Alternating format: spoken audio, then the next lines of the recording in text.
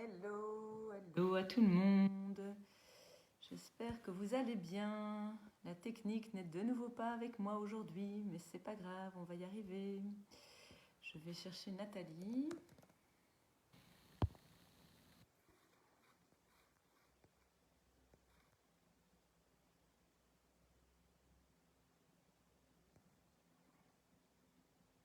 Nathalie, peux-tu faire un petit bonjour pour que je puisse t'attraper, entre guillemets, dans les commentaires?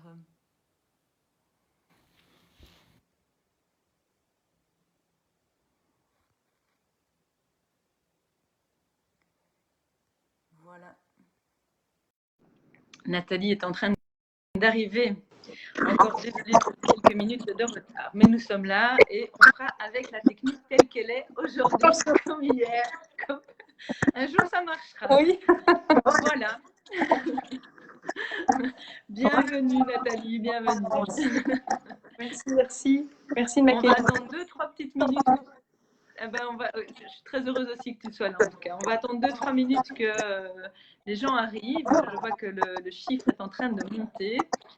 Et ceux qui sont déjà là, ben, n'hésitez pas à liker, évidemment, à dire bonjour ou à nous partager peut-être qu'est-ce que vous auriez fait chez vous dernièrement pour désencombrer votre maison.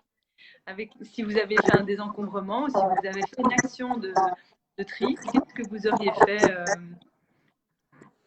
Alors, je pense, Nathalie, que tu dois couper le son. Il y a un double son. Donc, peut-être que tu m'entends... c'est bizarre, je t'entends assez fort en double. Pardon? Je t'entends assez fort en double, donc je ne sais pas si tu as une deuxième connexion quelque part. Je vais aller voir. Attends, je vais voir si je sais mieux me connecter que ça.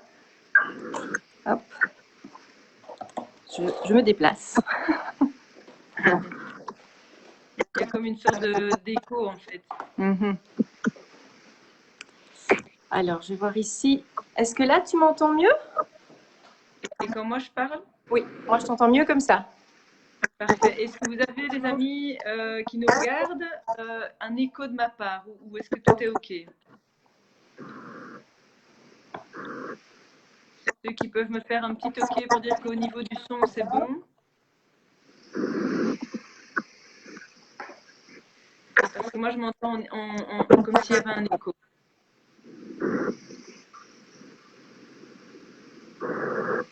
Faites-moi un petit pouce si vous entendez bien et si tout vous paraît bien au niveau du son. Les oreillettes réseau, mais je ne sais pas avec moi ici, donc je ne vais pas pouvoir descendre les chercher.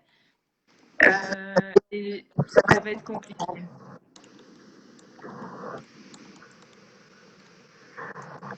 Ok, ben on va... Oui, il y a un écho. Ok, ben on va faire malgré tout avec parce que je ne comprends à nouveau pas pourquoi ça fait ça. Je vais juste vérifier si c'est le son. Est-ce que comme ça, c'est mieux au niveau de l'écho? Oui, le problème de son vient de chez nous. Oui, ça a l'air d'être le cas. C'est fort dérangeant ou est-ce que c'est possible Bien, tu sais prendre peut-être 2 minutes pour prendre tes oreillettes. Je ne sais pas si le son est comme ça aussi de mon côté ou si c'est juste chez toi. Je vais aller chercher mes oreillettes, j'arrive. D'accord, on t'attend. Je vais faire l'animation pendant ce temps-là.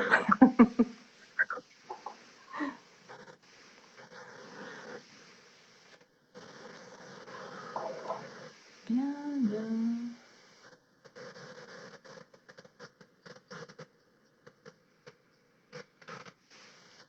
Alors, comme Sylvie vous l'a proposé, c'est de peut-être nous partager ici si vous avez déjà fait des actions de désencombrement dans votre maison, si vous avez fait des actions de tri, de rangement, vous pouvez venir ici le partager.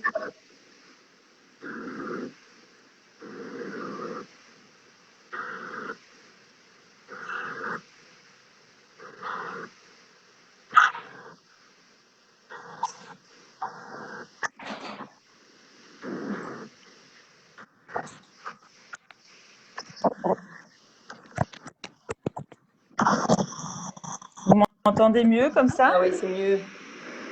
Le son est meilleur? Oui, c'est bien meilleur. Moi, j'entends encore quand même un écho, mais bon, c'est pas grave. On va pas chercher plus longtemps. Voilà, je mets bien, pas que ça bouge, sinon, voilà.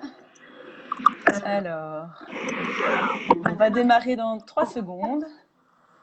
Voilà, voilà, et je fais, parce que j'ai besoin de mes petites questions aussi. Voilà. Alors, bon, on va pouvoir démarrer.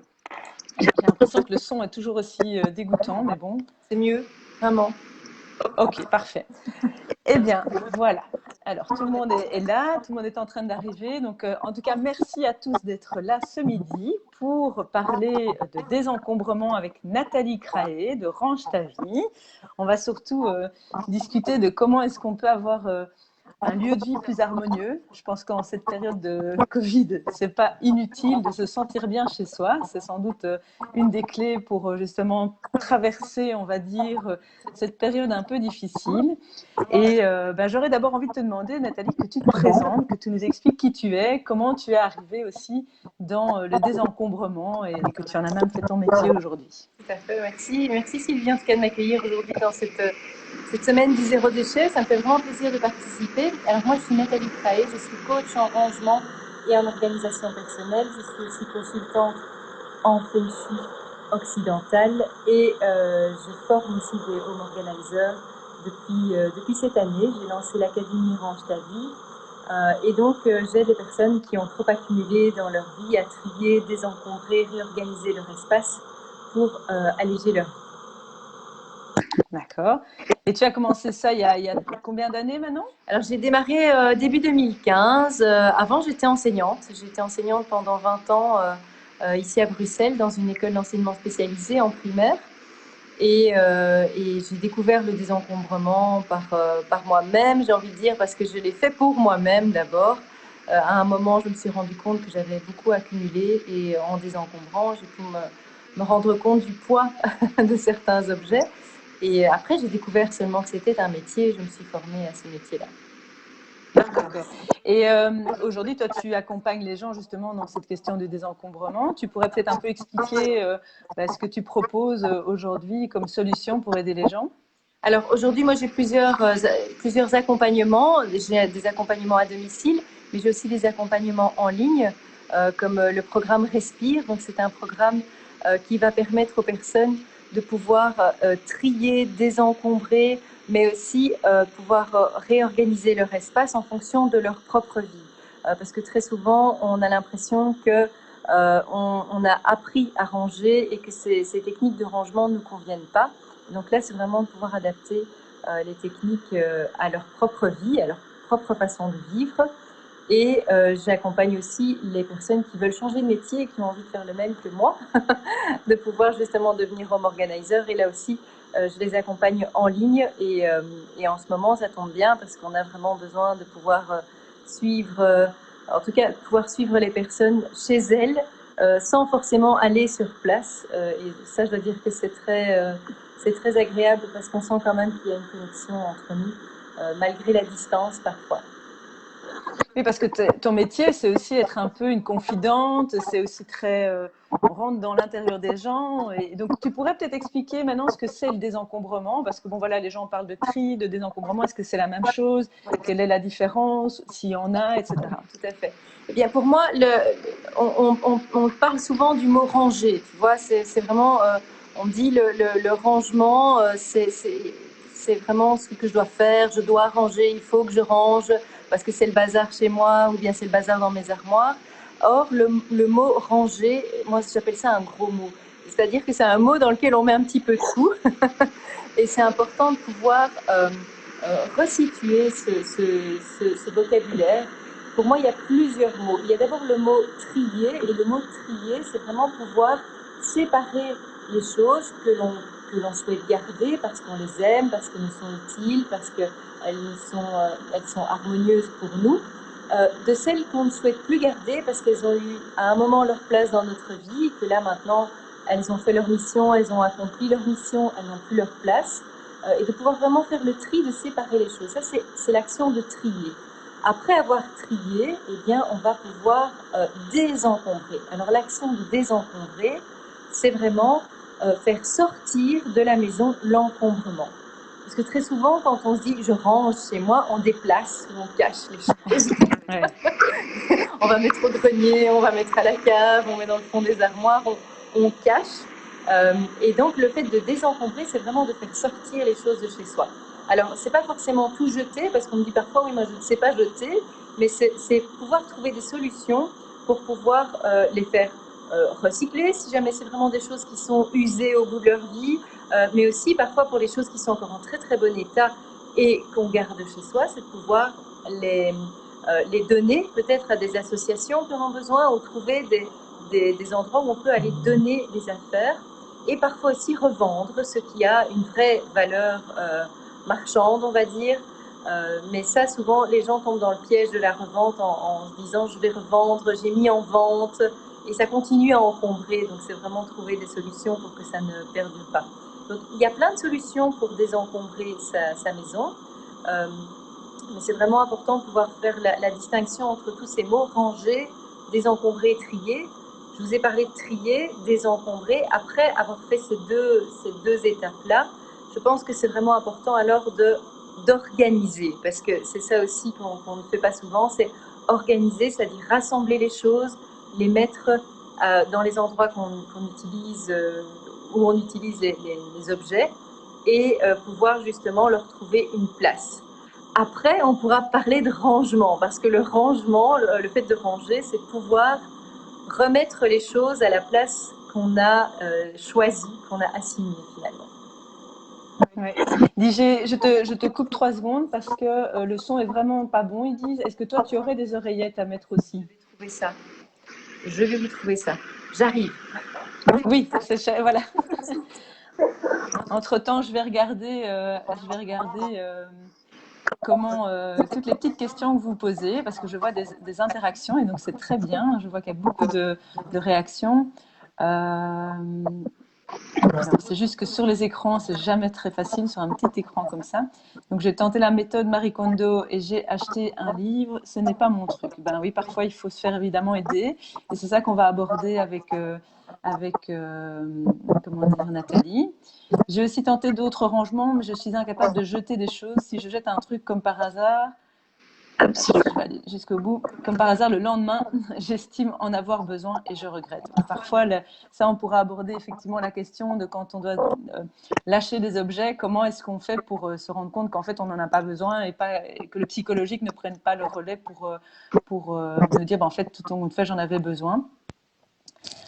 Ah, j'ai l'impression que c'est mieux au niveau du son. Parle un petit peu. Est-ce que c'est mieux comme ça? Ah oui, dites-moi si c'est mieux ou pas. Dites-moi si c'est mieux, mais je pense que c'est beaucoup mieux. Donc faites un petit pouce, pouce, pouce, pouce si c'est mieux, mais j'ai l'impression que l'écho est parti là et qu'on est beaucoup plus dans un son beaucoup plus vivable. Ah voilà, je vois des petits cœurs qui arrivent, donc c'est super. J'étais en train d'aussi discuter avec les questions qui étaient là, mais on les réabordera après. Mais c'était aussi la question de comment est-ce qu'on on décide de faire du tri et puis comment on se détache de ces choses, comment on arrive à accepter qu'elles aient une autre vie ailleurs et puis le lendemain on se dit en fait j'aurais pas dû les donner, j'aurais pas dû m'en séparer, etc. Oui. Voilà. Cette question qu'on me pose souvent, et c'est vrai que beaucoup de gens me disent il suffit que je le jette pour en avoir besoin le lendemain. Ça, c'est classique, effectivement. C'est parfois de voir si c'est une espèce. J'ai l'impression que psychologiquement on provoque ça. On provoque cette action de ce regret soudain. C'est difficile à expliquer comme phénomène, mais c'est quelque chose que j'ai souvent remarqué. C'est pour un petit peu nous dire, ben voilà, tu vois, je l'avais dit. Donc c'est un peu de l'auto, je ne sais plus comment est-ce qu'on appelle ça. C'est vraiment un phénomène où on provoque ce genre de choses. Mais ce qui est important, c'est effectivement de s'entraîner à éliminer les choses, peut-être pas avec des objets d'une grande importance pour commencer. Donc il y a vraiment une question d'entraînement, de se dire je vais commencer d'abord avec des petites choses que je peux éliminer, comme par exemple des journaux, des piles de magazines qu'on garde depuis des dizaines d'années parfois, et on entasse et on entasse et on entasse des recettes de cuisine, etc. là, il y a très peu de chances d'avoir tout d'un coup un regret. Le seul regret qu'on peut avoir, c'est que comme par hasard, quelqu'un va nous dire « Tiens, est-ce que tu n'aurais pas ça par hasard ?» Et on va dire « Zut, je l'ai jeté hier !» Alors que voilà. Mais c'est aussi voir si on ne se donne pas un rôle euh, de personne qui doit tout garder pour tout le monde. Et ça, très souvent, c'est quelque chose qu'on a tendance à faire. On s'impose de garder des choses pour les autres, c'est-à-dire qu'on va garder du matériel pour sa nièce qui fait des études artistiques, on va garder de la documentation pour le fils du voisin parce que peut-être qu'il en aura besoin pour l'école, etc. Et ça, voilà, quel rôle finalement est-ce qu'on se donne si on garde des choses pour les autres au cas où un jour ils en auraient besoin? Ça démultiplie finalement tout ce que l'on conserve. Voilà. Oui. Et donc ici, toi, tu avais commencé un peu à expliquer les étapes, donc parce qu'on a défini, tu as défini en fait 5 clés, parce Oui. que justement, comme tu dis, on peut démarrer un rangement, un désencombrement, et puis souvent on m'en dit, ouais bon, j'ai fait un désencombrement, mais c'est de nouveau le bazar chez Oui. moi, quoi, quelques semaines Tout après. à fait. Et donc comment est-ce qu'on fait pour qu'un désencombrement reste dans la durée, et que voilà, on n'ait pas à le refaire toutes les semaines, ou peut-être qu'effectivement tu le confirmeras ou pas, mais est-ce qu'il faut régulièrement se donner un palier de désencombrement et dire on démarre par une étape et puis on accepte qu'un an ou 6 mois après, on va devoir continuer, etc. Qu'est-ce que tu donnerais comme conseil, justement? Alors, c'est dès aujourd'hui, j'ai envie de dire, de prendre, en tout cas, de prendre conscience du phénomène, de se rendre compte qu'il y a de l'encombrement et on va se préparer. La première étape, c'est vraiment de se préparer et de se dire, OK, si je choisis de désencombrer un lieu de ma maison, c'est vraiment de délimiter un endroit parce que très souvent, on veut tout faire en même temps et on voit trop grand. Donc, c'est vraiment de pouvoir délimiter un endroit le plus petit possible pour pouvoir faire en sorte qu'on ne soit pas tenté de se disperser. Et on va aussi limiter le temps, c'est-à-dire qu'on a tendance, quand on fait du tri et du désencombrement, à faire ça au finish, c'est-à-dire on commence et on ne sait pas quand est-ce qu'on va terminer. Et c'est ça qui donne l'impression que c'est jamais terminé et qui nous amène finalement à être dégoûté d'avoir passé tout son week-end à tout ranger. Ou se prévoir une semaine de vacances et dire on prévoit toute une semaine de vacances pour ranger le cabanon de jardin, c'est un peu dommage. Donc c'est vraiment délimiter le temps et d'y aller le plus vite possible et dire ça va rentrer dans une matinée ou ça va rentrer dans 1 heure, mais pas plus. Donc ça, c'est vraiment pour moi une étape très importante. Ces préparations, c'est de fixer un moment, un lieu et un minimum de matériel. Des sacs, des contenants, des cartons pour pouvoir justement faire le tri et un peu de matériel de nettoyage aussi, puisque quand on fait du tri et du désencombrement, eh bien, on en profite pour passer l'aspirateur, pour tout nettoyer, pour que ça soit propre et faire place net. Donc ça, pour moi, c'est vraiment une étape importante et c'est vraiment de s'obliger à se dire si je commence, je vais au bout de ma démarche. Donc c'est vraiment fixer des objectifs qui ne soient pas trop gros non plus, parce qu'on a vraiment tendance à se fixer des objectifs trop gros et c'est souvent ça qui fait qu'on se retrouve face à un échec. C'est ça alors qu'on a l'impression de devoir recommencer sans arrêt. Ensuite, c'est vraiment la deuxième étape pour moi, c'est vraiment le désencombrement, c'est de tout enlever de cette zone. Donc c'est de vider complètement, si on a décidé de faire un tiroir ou un porte-manteau, moi je conseille toujours de commencer petit, hein, mais de vider complètement cette zone qu'on a choisie et de faire le tri. Je garde, je ne garde pas, je vais jeter, je vais donner, tiens ça je vais le revendre parce que ça vaut la peine. Mais vraiment de pouvoir complètement vider, nettoyer, aspirer. Donc ça c'est vraiment le désencombrement et le tri. Ensuite on va replacer à cet endroit tout ce qu'on a choisi de garder dans cet endroit parce que c'est un endroit qui nous paraît logique pour ces choses-là. Donc ça c'est vraiment cette deuxième étape du désencombrement. Quand on a tout rangé, remis en tout cas en place dans cet endroit qu'on a délimité, il y a une étape qu'on oublie très souvent aussi, c'est le fait de célébrer, de se dire je suis fière de moi, je suis contente de ce que j'ai réalisé. Parce que bien souvent, on fait un petit endroit et on se fait à soi-même, ouais bon, ben, c'est pas génial, c'est pas si extraordinaire. Donc on passe vite à autre chose sans avoir pris la peine de juste se dire eh bien, je suis fière de moi, de le partager avec les autres, d'ancrer un moment aussi de de satisfaction en prenant par exemple son petit thé préféré, en s'offrant en tout cas un petit moment qui va faire en sorte qu'on va se souvenir de cet état de bien-être. Ensuite, c'est vraiment aussi de prévenir l'entourage, de tenir les autres au courant qu'on a désencombré cet endroit et qu'on voudrait que ça reste de cette façon-là. Alors ça, c'est pour les 2 premières grosses étapes. Après ça, il y a aussi l'étape d'organisation. Alors pour organiser les choses, il faut rassembler les objets qui vont ensemble. Quand on cherche un bic dans la maison et qu'on doit commencer à faire tous les étages et toutes les poches de manteau, etc., c'est compliqué. Si on organise juste un pot ou une boîte dans un tiroir où on dit à toute la famille les bics, c'est là et pas ailleurs.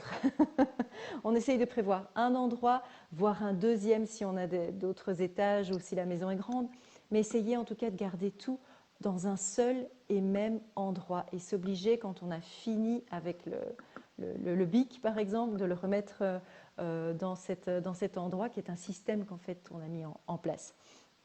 Il faut aussi pouvoir faire attention à évaluer le volume que ça occupe. Quand vous rassemblez toutes les choses, c'est vraiment faire en sorte que si vous avez par exemple ce pot à crayon, ce pot à bic, je vais prendre cet exemple parce que ça va parler à beaucoup de gens, ou cette boîte dans laquelle vous allez mettre vos bics et vos stylos, si cette boîte est trop petite, elle va très vite déborder. Donc c'est vraiment de pouvoir rassembler tous les stylos qui fonctionnent, je dis bien qu'ils fonctionnent, et de pouvoir se dire quel volume est-ce que ça occupe pour que je puisse trouver un contenant, un rangement qui est justement cette bonne taille. Et on ne va pas faire en sorte que la boîte ou le pot dans lequel on va mettre ces bics soit tout juste, parce que des bics, il va y en arriver dans la maison. Vous savez très bien que c'est le genre d'objet qui peut arriver tout le temps dans la maison. On en reçoit, on en ramène, on en rachète, etc. Donc c'est de prévoir un contenant qui soit un petit peu plus grand que le volume de choses qu'on a chez soi, pour justement prévoir un peu de place et avoir un peu d'aisance. Hein, c'est un petit peu comme l'exemple des classeurs qu'on ne sait plus fermer tellement il y a du papier dedans. Voilà. Donc c'est vraiment de prévoir un peu un rangement qui soit rempli aux 3/4. On se dit c'est rempli aux 3/4, c'est rempli. Et donc ça, mais pas plus, vraiment... quoi. J'imagine il faut rester juste parce que sinon parfois on a tendance à se dire je vais prendre un trop gros espace et en fait l'espace vide est souvent recomblé par autre chose. Donc c'est s'interdire vraiment, se discipliner à laisser cet espace rempli aux 3/4 et se dire quand c'est rempli aux 3/4, c'est rempli. C'est bon, c'est terminé, je ne vais pas au-delà parce que, et en tout cas se rendre compte que c'est la cote d'alerte quand ça commence à dépasser les 3/4 de remplissage. Vraiment de faire en sorte que même pour tout, dans tout ce que vous avez dans vos systèmes de rangement, c'est qu'à partir du moment où ça dépasse les 3/4, là, c'est là peut-être qu'il faut commencer à se dire, là je vais mettre un peu d'ordre, je vais ranger, je vais trier, je vais désencombrer. Et très souvent, on attend que ça soit arrivé à complète saturation, voire plus que de la saturation, pour commencer à faire du tri. Donc ça, c'est vraiment le fait d'organiser. Le fait d'organiser aussi, vous pouvez mettre des étiquettes aussi, tout simplement. J'ai très souvent remarqué chez des personnes qu'on met des classeurs et des classeurs, par exemple, dans un bureau, et que sur aucun des classeurs, il n'est écrit ce que ça contient. Alors ça, on fait trop confiance à notre cerveau. On se dit, oui, je vais me souvenir que c'est le classeur jaune, oui, je vais me souvenir que c'est le classeur vert. Et puis, quand les années, les mois passent, eh bien, notre cerveau, lui, il fait du tri. Lui, il oublie les choses, il fait ça très bien. Et donc, on doit à chaque fois tout reprendre, tout remanipuler pour trouver ce qu'il y a dedans. C'est compliqué. Donc, mettez des étiquettes pour pouvoir identifier plus facilement ce que vous avez dans vos rangements. Ça, c'est vraiment les principes de l'organisation. La quatrième étape de ces 5 clés d'un rangement qui dure, c'est de pouvoir justement ranger. Alors, ranger, c'est quoi ? C'est chaque chose à sa place et une place pour chaque chose. Donc c'est une maxime qu'on entend très très souvent, mais on vit dans une société de surconsommation qui a complètement bouleversé cette règle qui semble être pleine de bon sens. Et on a beaucoup trop chez nous. On vit vraiment avec beaucoup trop de choses. Et Et donc le fait de pouvoir ranger régulièrement, de pouvoir assigner une place pour les choses, c'est vraiment très très important. Et dans cette étape de ranger, c'est vraiment de pouvoir aussi faire en sorte qu'il y ait des routines, de mettre en place peut-être le mot routine n'est pas très plaisant, mais des rituels, de faire la même chose chaque matin, la même chose chaque soir. Ça prend 5 minutes de remettre de l'ordre dans le salon et de remettre les choses à leur place. Ça prend 5 minutes de préparer ses vêtements la veille. Ça prend 5 minutes d'aller remettre toutes les petites choses dans les tiroirs, de vider son évier, etc. Donc toutes ces choses-là, ça doit être des petites routines à mettre en place, quelques-unes le matin, quelques-unes le soir, qui vont aider vraiment à pouvoir ranger. Et enfin, la 5e et dernière étape pour moi, c'est de mettre en place des nouvelles habitudes, c'est-à-dire de vraiment, dès qu'on a décidé, dès qu'on a pris conscience qu'on était trop encombré, ce n'est pas d'attendre d'avoir fini de désencombrer pour pouvoir prendre de nouvelles habitudes, mais c'est justement de mettre en place dès aujourd'hui des actions. La première action, et tu la connais certainement Sylvie, ça doit être ton premier R, c'est de refuser. Refuser tout ce qu'on vous donne et que vous savez pertinemment bien que vous n'allez pas utiliser.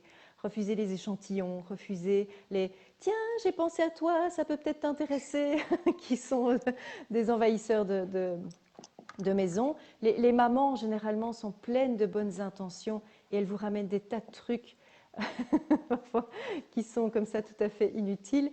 Et je vais chez beaucoup de personnes qui me disent « ma mère m'a encore donné ça ». Merci maman. Mais en fait, c'est une façon de se désencombrer chez vous, de façon à ce que ça reste un petit peu dans le giron familial. Et c'est vraiment une façon de se dire, si je le mets chez ma fille, si je le mets chez mon fils, eh bien, je pourrais encore le récupérer si jamais j'en ai besoin.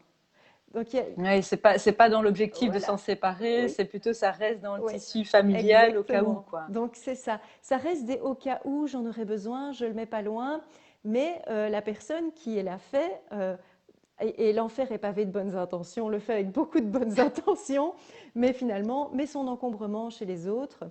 Donc méfiez-vous de ce genre de choses parce que ça peut vraiment être une source d'encombrement assez incroyable.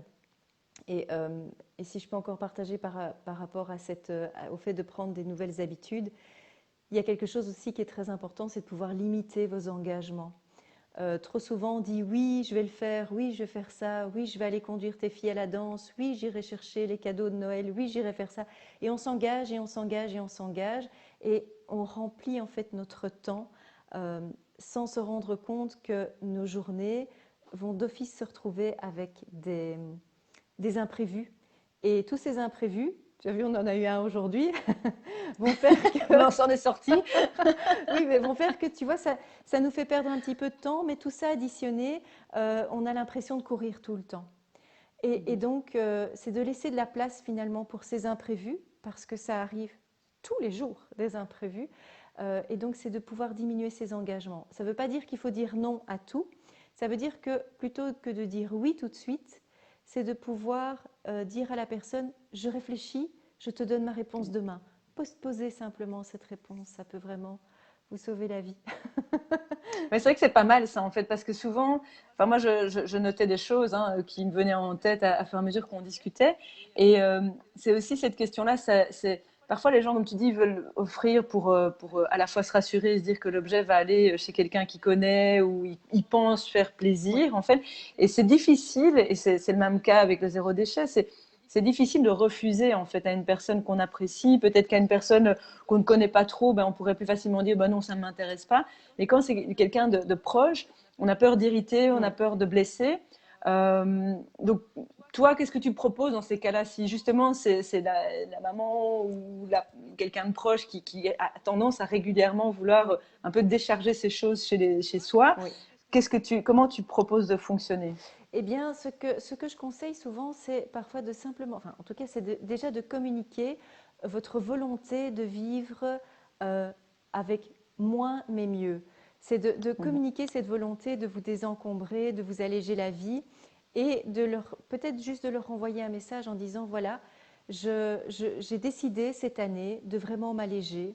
Donc, je vous demanderai de ne plus m'apporter des choses sans me demander avant si vraiment je vais en avoir l'usage.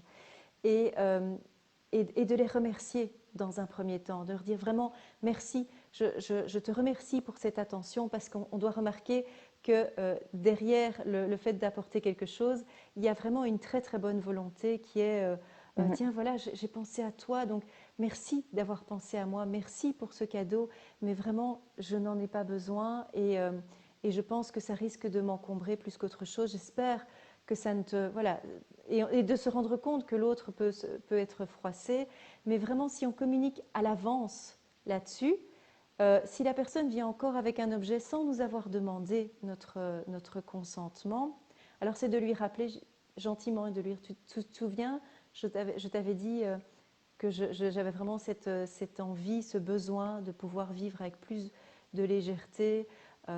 Est-ce que ça te va si je te le rends parce que je n'en ai pas besoin? Et ça passe très très bien généralement. Oui, c'est une question justement d'avoir un dialogue qui soit bienveillant l'un envers l'autre. Oui. Et j'avais justement une question à ce niveau-là et je viens de la perdre malheureusement dans mon cerveau. C'est toujours bien, mais c'est pas grave. Ça va. Ah oui, le fameux au cas où, il est quand même toujours là malgré tout. Tu vois, moi je suis par exemple dans une démarche zéro déchet depuis 5 ans. Malgré tout, les gens me proposent des choses et j'ai tendance avec certaines matières, par exemple tout ce qui est tissu, Oui. on me dit ouais, bah, au cas où ça va servir à quelque chose, même un habit où je me dis mais tiens, celui-là, si je le réduis, je peux faire un pantalon pour mes filles avec ça, tu vois. Donc, on peut créer en fait plein de choses et c'est très difficile, ce fameux au cas où, parce qu'il est, je ne sais pas d'où il vient, mais il est au fond de nous partout. Et en fait, maintenant, c'est aussi, je pense, arriver à dissocier l'objet de l'estime qu'on a de cet objet, hein, de se dire, bah, oui, il a une finalité, c'est un objet qui a une vie et peut-être qu'il aura une meilleure vie si je donne ce fameux habit à quelqu'un qui en a plus besoin que si je ne le garde dans mon atelier ou dans mon grenier en me disant au cas où j'en aurais besoin. Et je pense qu'il faut vraiment se dissocier de l'objet et se dire mais qu'est-ce que je voudrais de mieux pour cet objet? Est-ce que c'est qu'il stagne dans mon atelier pendant des semaines ou des mois et ne jamais l'utiliser? Ou est-ce que je veux lui donner cette seconde vie ailleurs en fait? Oui, tout à fait. C'est vrai que c'est de voir si on doit endosser la complète responsabilité de tout ce qu'on nous donne, ou bien c'est de lâcher prise, j'ai envie de dire, de vraiment lâcher prise sur le fait que quelqu'un d'autre pourra aussi en faire quelque chose de merveilleux. C'est de voir aussi, de checker aussi nos projets, parce que on a une foule de projets, par exemple en couture, hein, je peux prendre cet exemple-là. On a très souvent beaucoup de projets qui sont en cours. Quand on est quelqu'un de très créatif, on a besoin de s'entourer de matériel. C'est juste de voir avec quelle quantité on est OK. Avec quelle quantité on peut retrouver facilement les affaires. Donc tu vois, je ne dis pas qu'il faut vraiment vivre de façon…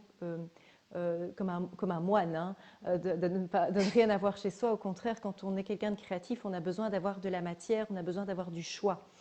Mais il y a un moment où ça peut devenir très très envahissant, et si on n'a pas suffisamment de place pour organiser les choses et qu'on ne retrouve rien, ça n'aura pas de sens non plus. Donc il faut vraiment voir le sens qu'il y a de récupérer encore un morceau de tissu par exemple, alors qu'on en a peut-être déjà 5 ou 6 qui sont identiques. Mais tu vois, tout ça, il faut pouvoir y penser aussi. Donc ça veut dire qu'il faut trouver un système d'organisation pour faire en sorte de retrouver facilement ces tissus, avoir confiance en son système de classement, pour se dire, et pour éviter en fait les « Oh tiens, j'ai pas rangé depuis l'année dernière, j'avais complètement oublié que j'avais ça ». C'est dommage, tu vois, c'est vraiment ça. Donc tous les au cas où, ok, mais il faut avoir un projet derrière. Donc je dis souvent, il faut noter toutes ces choses presque à l'agenda et se dire, ce jour-là, j'ai du temps et je pourrais me consacrer à cet objet. Donc peut-être avant de le récupérer, c'est même de se dire, tiens, ce t-shirt ou ce pantalon que je pourrais transformer, quand est-ce que je veux pouvoir le faire? Tu vois? De projeter déjà dans le temps, on peut évaluer et dire, bon, en fait, dans les 3 prochains mois, je sais que de toute façon, notre planning sera full ou qu'on ne sera pas là. Ou, effectivement. Il y avait justement, je voyais des petites réactions hein, sur le flux de questions qui étaient, les gens ont difficile à venir les mains vides en fait, chez soi. Il y avait des personnes qui réagissaient en disant ben, on peut offrir plutôt du consommable, de l'alimentaire, etc. Mais malgré tout, là aussi, il y a le risque d'encombrement, de choses que peut-être on n'aime pas et qu'on n'aurait peut-être jamais acheté soi-même et qu'on va retrouver là. Donc, moi, j'ai eu des cas comme ça où on m'avait offert des choses et je me disais, bah, bof, c'est pas le truc d'aliment que je vais manger. Donc, à l'époque, ben, à un moment donné, ça finissait à la poubelle. Donc, c'est vrai que c'est important de pouvoir dire à l'entrée, bah, désolé, mais voilà, il faut le dire avec bienveillance et accepter. Ou peut-être, moi, je me rends compte que maintenant, en étant zéro déchet, comme les gens connaissent ma démarche, mais ça s'améliore en fait en termes de qu'est-ce qu'ils vont amener chez nous. Ils savent qu'il n'y a même pas besoin de venir avec quelque chose, que clairement, le simple fait d'être simplement là, c'est déjà le cadeau. C'est le fait de passer ce moment. Et je pense qu'on doit revenir à ces valeurs essentielles du d'abord la relation. L'objet ou le cadeau, ben, oui, c'est toujours chouette, c'est toujours une belle attention, mais c'est pas indispensable en fait. Tout à fait. Et c'est vrai qu'on a été éduqués de cette façon-là, et que ça peut paraître un petit peu prétentieux de se dire, bah, le cadeau, c'est moi, je suis à passer un moment avec moi. mais effectivement, comme tu dis, tu l'as très bien dit toi-même, les gens qui t'entourent sont au courant de ta démarche.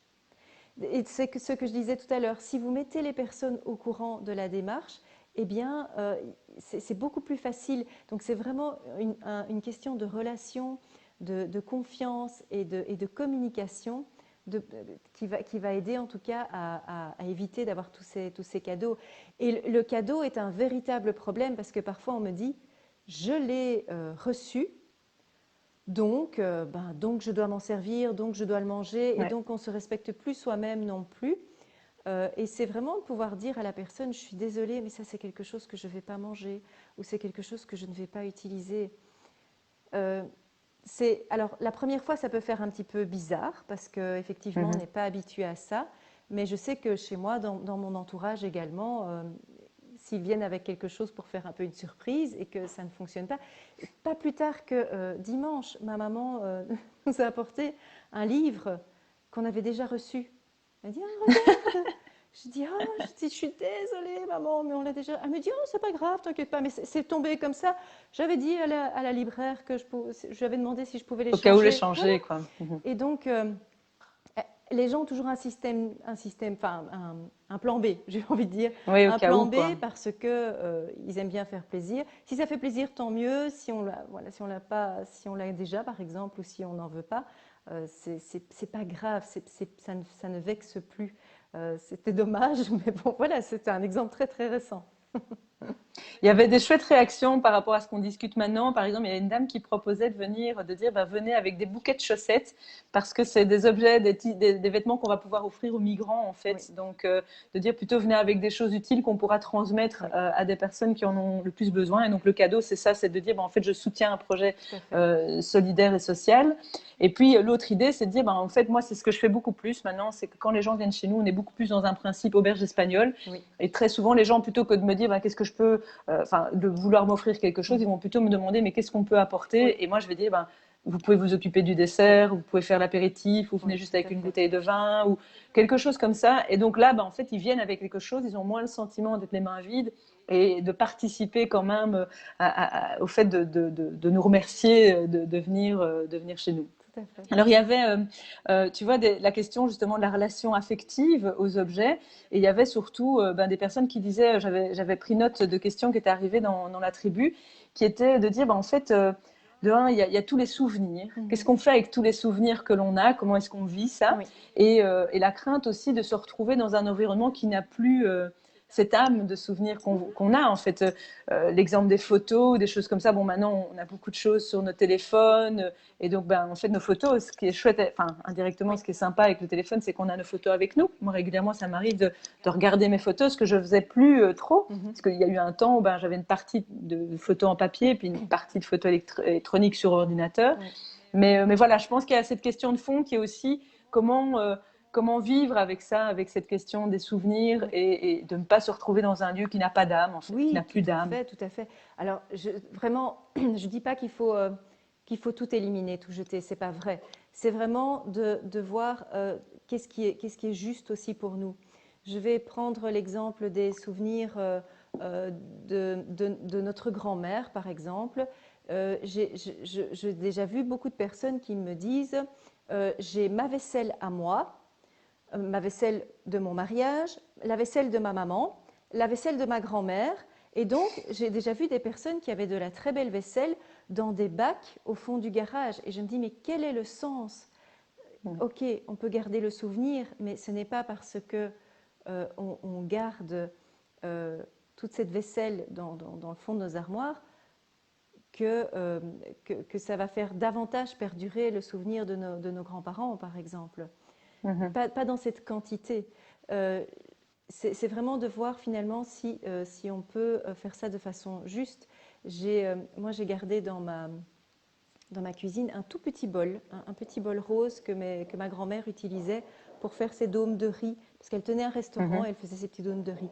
C'est la seule chose que j'ai vraiment gardée d'elle, mais c'est très significatif pour moi et tout le monde le sait ici que ce petit bol rose, il faut faire vraiment attention parce que c'est un bol auquel je tiens, mais je n'ai pas conservé tout ce qu'elle avait chez elle parce que on se retrouve finalement avec des maisons qui en contiennent 2 ou 3. Oui, d'ailleurs, tu en parles dans ton livre, ça. cette histoire justement qu'on transporte en fait les souvenirs, mais surtout on a une grosse hotte avec plein de choses dans le dos et que c'est plus lourd mentalement aussi. Oui, et c'est de savoir aussi si la personne à qui tous ces souvenirs, tous ces objets ont appartenu, est-ce qu'elle serait heureuse de savoir que ça encombre notre espace de vie? Parce que quand on parle d'encombrement, on parle de réduction de notre espace de vie, on parle de poussière, on parle de restriction, d'étouffement. Est-ce que la personne à qui ça a appartenu serait heureuse de savoir ça? Est-ce que quand on jette, ou pas forcément jeter, mais est-ce que quand on élimine ou on donne ou on vend un vase qui a appartenu à sa grand-mère et que nous, on ne trouve pas spécialement beau, qu'on n'utilise pas, tu vois, il y a plusieurs critères aussi à mettre derrière un objet. Est-ce que ça veut dire pour autant qu'on veut éliminer sa grand-mère ou qu'on veut jeter sa grand-mère? Non. La grand-mère n'est pas dans le vase. La grand-mère, elle est dans votre cœur, dans votre tête, pour toujours, et le souvenir ne va pas partir. Tu parlais des photos. Ce n'est pas la première chose qu'on va trier, les photos, parce que la charge émotionnelle est très, très importante et la quantité, généralement, est aussi très, très importante. Donc, trier des photos, ça peut être un travail qui prend même parfois plusieurs mois parce que la charge émotionnelle est très importante et donc on ne sait pas s'y atteler très, très longtemps. Ce n'est pas faire ça des journées entières parce qu'il faut prendre beaucoup de décisions et que c'est difficile et que finalement, le désordre, c'est ça, ce sont toutes des décisions qu'on n'a pas prises pendant des années et le fait de devoir prendre toutes ces décisions rapidement, ça peut être fatigant, effectivement. Oui, émotionnellement, de chaque fois choisir. Oui, parce qu'il faut faire des choix. Par rapport à la vaisselle, en fait, ce qui est amusant, c'est que je pense, enfin moi en tout cas, ce que j'ai fait, c'est on avait récupéré de la vaisselle de la famille de mon mari, et donc c'était la belle vaisselle Villeroy et Boch, et on avait le service du dimanche, quand les amis venaient, et puis le service de tous les jours qui était un service de la grande enseigne jaune et bleue. Oui. Et c'est vrai qu'un jour, moi je me suis dit, en fait, c'est totalement un non-sens d'avoir ces magnifiques assiettes Villeroy et Boch qui sont d'une qualité juste magique. Et de tous les jours manger dans des assiettes qui n'ont aucune âme, qui ne sont même visuellement pas spécialement belles. Et donc on a offert ce service à des gens, des étudiants, etc. Et de l'autre côté, on a vraiment mis, nos assiettes sont devenues nos fameuses assiettes de Villeroy et Boch qu'on utilise tous les jours. Et on accepte que, oui, quand les enfants étaient un peu plus petits, le risque que ça casse, et ça fait partie aussi de la vie. Oui. De l'objet, c'est d'accepter qu'un objet qui casse, c'est qu'il a vécu. Oui. C'est qu'on a pris la peine de le mettre dans notre quotidien plutôt que de le laisser prendre la poussière, comme tu dis, dans une caisse de garage. C'est vrai qu'après, quand on a plusieurs, c'est difficile de choisir et peut-être on peut travailler sur le fait de faire un mix d'assiettes des différents services. Ou je pense qu'il y a toujours des solutions, mais c'est vrai que c'est pas évident de s'y retrouver là-dedans. Ce qu'on utilise au quotidien, ça dit beaucoup de choses de nous aussi. Ce que tu viens de nous partager, c'est vraiment quelque chose de très important et c'est un beau témoignage parce que qu'est-ce que ça dit de moi quand je mange tous les jours dans des assiettes Ikea bas de gamme qui me plaisent bof à moitié, mais bon, comme ça, si ça casse, c'est pas grave. Alors que le fait d'aller manger dans des belles assiettes tous les jours, il y a une question de joie, de respect de soi. Il y a aussi cette impression de luxe finalement, parce que, eh bien, oui, le luxe, c'est aussi de pouvoir avoir de l'espace, s'entourer de belles choses, sans pour autant dépenser plus, parce que acheter pas cher, c'est acheter plusieurs fois et ça finit par coûter plus cher. Et le fait est que quand on me dit « Ah, moi, tu sais, j'ai plein de Tupperware », enfin, ce n'est pas des vrais Tupperware, j'ai acheté ça chez Ikea, moi je dis bon, c'est Ikea, j'ai acheté ça chez Ikea, si c'est foutu, c'est foutu. Et donc, on ne prend pas soin de la même façon de ses affaires. Donc, c'est vraiment de remettre, et tu disais, bah, les enfants, on prenait un peu le risque, mais du coup, tu faisais peut-être plus attention à leur dire « Attention, ce sont quand même des belles assiettes, ça casse », qu'on était peut-être moins attentif. Donc, tu vois, ça met en fait en route un autre niveau vibratoire. Et ça, moi, en Feng Shui, c'est quelque chose que je trouve très, très important, c'est d'avoir ce niveau vibratoire que l'on doit faire monter. Et c'est important d'aller faire monter ça. Quand on s'entoure de belles choses, quand on s'entoure de moins de choses, mais quand elles sont mieux, on gère tout à fait différemment sa vie. Mais ça influe dans toutes les sphères de notre vie. Ça commence par la vaisselle. Donc c'est ça, c'est démarrer par l'objet et puis après ouvrir le spectre de plus en plus pour aller jusqu'à même le fait de se sentir bien quand on utilise. Enfin, moi, tu vois, pour ne pas citer Cécile, tu la connais, hein, Cécile Rocus qui fait de la céramique. Oui. Et en fait, moi, j'ai demandé des belles tasses sur mesure aux couleurs que je voulais, etc. Mais c'est un objet que j'utilise tous les jours. Tous les jours, le matin, même le soir, etc. Et en fait, cet objet m'apporte énormément de plaisir en fait à être utilisé. Alors oui, il y a un risque qui casse, mais au moins, voilà, je l'aurais utilisé et effectivement, comme tu me dis, ça m'ouvre. Quand j'ai ma petite tasse de thé le matin, il y a tout ce rituel autour qui fait que, ok, je suis prête à partir, à donner mon énergie pour le reste de ma journée, pour d'autres choses. Donc, comme tu dis, tout ce qui nous entoure peut devenir un outil pour nous donner de l'énergie et d'aller plus loin. Et tu abordais justement le Feng Shui. Est-ce que tu pourrais un peu expliquer donc comment toi tu intègres ça dans le désencombrement en fait? Alors, le désencombrement, c'est la base du Feng Shui parce que le Feng Shui, c'est un art de vivre qui nous vient de Chine, qui est vraiment ancestral et qui va aider à la bonne circulation de l'énergie puisque nous sommes de l'énergie. Tout ce qui nous entoure dégage une énergie, une vibration, etc. Et le fait d'harmoniser les lieux, de faire en sorte que cette énergie circule de façon harmonieuse dans toutes les pièces de la maison, va aider vraiment dans toutes les sphères de notre vie. Ça va aider dans le domaine du travail, de la famille, de la santé, du couple, des relations, etc. Donc tout ça est inscrit quelque part dans notre maison. J'aime bien souvent dire que ce n'est pas nous forcément qui choisissons notre maison, c'est notre maison qui nous choisit pour vivre quelque chose avec elle. Et c'est vraiment intéressant quand on fait l'analyse Feng Shui d'une maison de voir tout ce qui est inscrit. Et le désencombrement, eh bien, c'est la base parce que quand on a de l'encombrement dans une maison, l'énergie ne peut pas circuler. Ce n'est pas la peine d'essayer de mettre un petit Bouddha dans un coin ou de mettre, tu sais, une petite plante quelque part ou voilà, de mettre des symboliques s'il y a de l'encombrement. Avec le Feng Shui, en fait, il n'y a pas de place pour le bazar.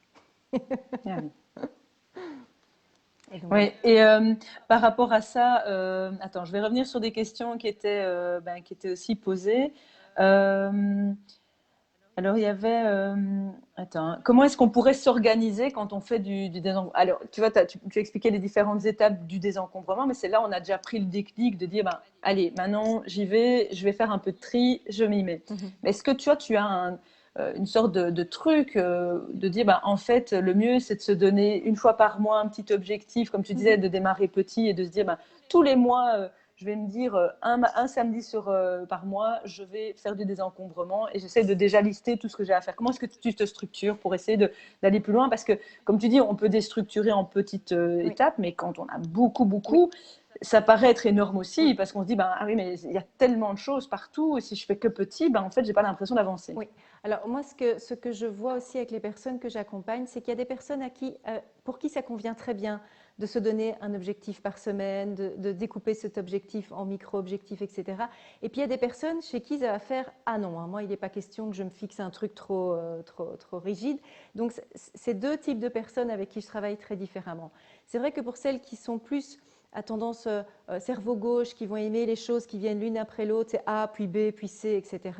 On peut très bien mettre en place un plan avec vraiment le gros objectif de fin, et puis on découpe en sous-objectifs en se disant, voilà, chaque jour tu peux faire ça, une fois par semaine, tel jour tu peux faire telle action, et une fois par mois, tu peux par exemple refaire entièrement telle ou telle pièce. Mais vraiment, c'est difficile de pouvoir te donner une méthode directement comme ça. Par contre, pour les personnes qui sont plus à tendance cerveau droit, qui ont tendance à la dispersion, qui ont beaucoup d'imagination, qui sont en pleine créativité, etc., là, c'est vraiment de voir avec elles quel est leur objectif et de composer chaque jour avec leur niveau d'énergie, l'agenda qui vient se placer aussi. Donc tout ça, c'est vraiment des choses qu'on va mettre en place avec elles pour pouvoir justement arriver à leur fin. Mais souvent, les gens me disent, j'ai besoin d'une méthode.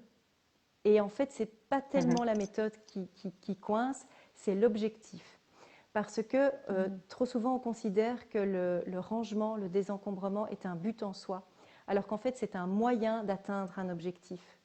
Quel est ton objectif? Je voudrais changer de métier, je voudrais déménager, je voudrais vivre plus de moments avec mes enfants, je voudrais partir plus souvent en vacances. Voilà. Tout ça, ce sont de vrais objectifs. OK, comment, qu'est-ce qui coince? Et on va aller alors vers cet objectif-là. Donc, vraiment, je pense que quand on fait du désencombrement, du tri, du rangement, avec l'idée que c'est un but, on est découragé parce que ce n'est pas ça le but. Le fait de trier, désencombrer chez soi, c'est un moyen d'arriver à son objectif. Ok. Mais c'est tout de suite une autre vision et un autre chemin, effectivement. Ça, oui.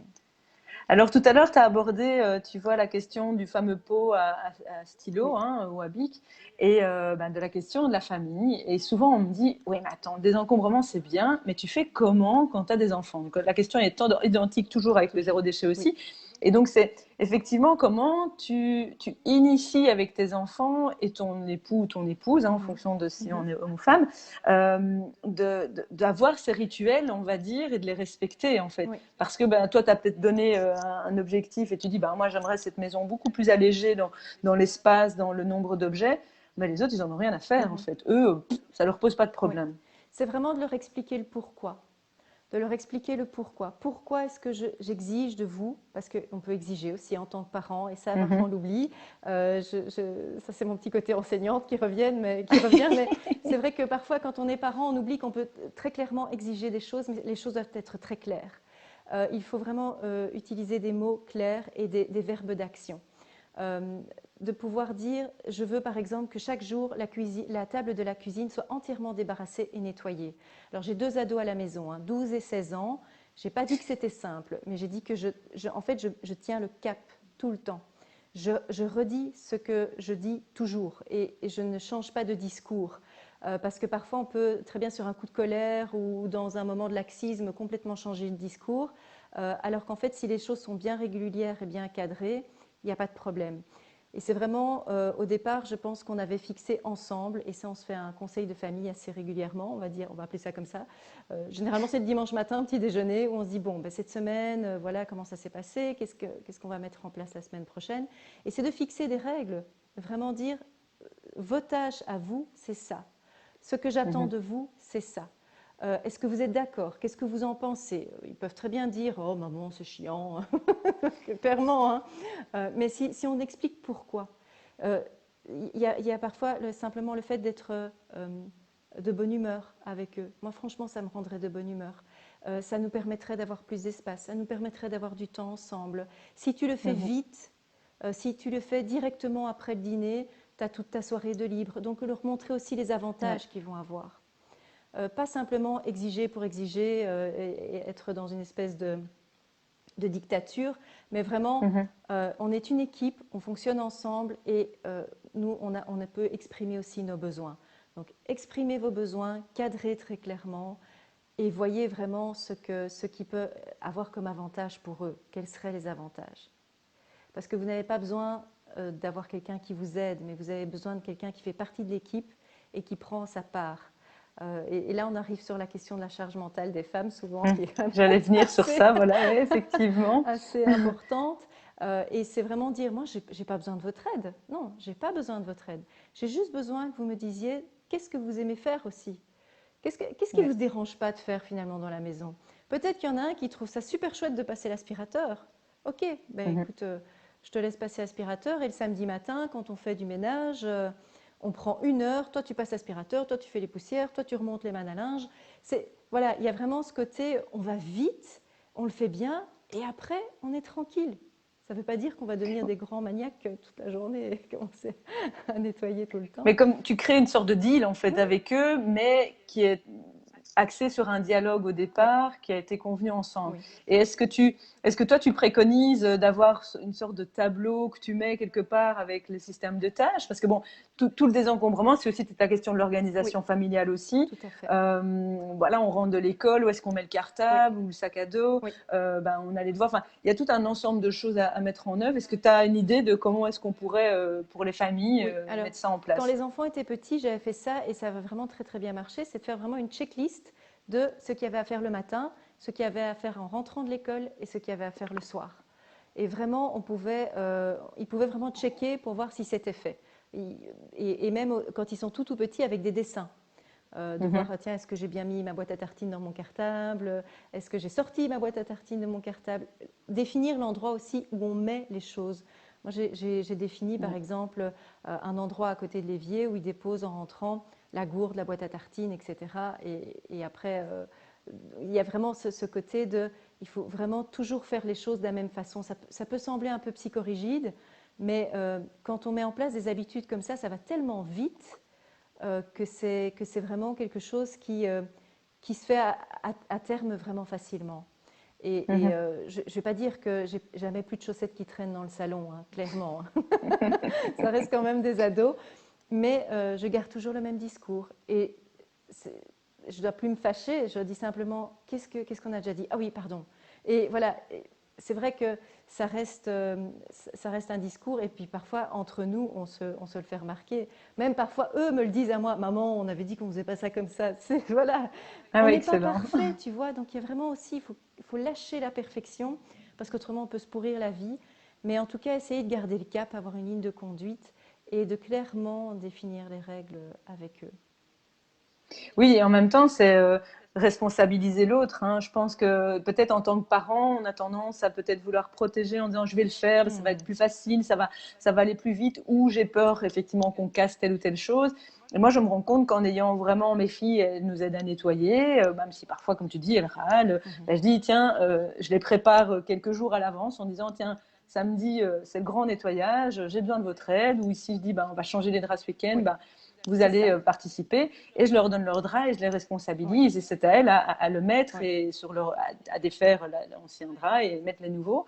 Je pense qu'on a trop peut-être tendance en tant que parents à vouloir le faire pour eux, et ça passe aussi par ça, et je pense que quand on les responsabilise, c'est plus simple de mettre en place ces fameuses routines oui, aussi. Ils se rendent compte ils ont leur place oui, oui, aussi, oui. donc ça c'est chouette, quoi. Oui, vraiment, vraiment. Alors, je regarde ici si j'ai d'autres questions, parce que je vois le temps qui passe et qu'on a bientôt fini. Ah oui, il y avait quelqu'un qui disait, c'est amusant, parce qu'elle disait que quand elle faisait, enfin c'est amusant, c'est pas le bon terme, hein, je ne veux pas me moquer du tout, c'est pas du tout l'objectif, mais elle disait que quand elle faisait du tri, en fait le problème c'est qu'elle déplaçait le problème ailleurs, c'est-à-dire qu'elle faisait du tri dans une pièce, et puis en fait ça se retrouvait dans une autre pièce, Oui.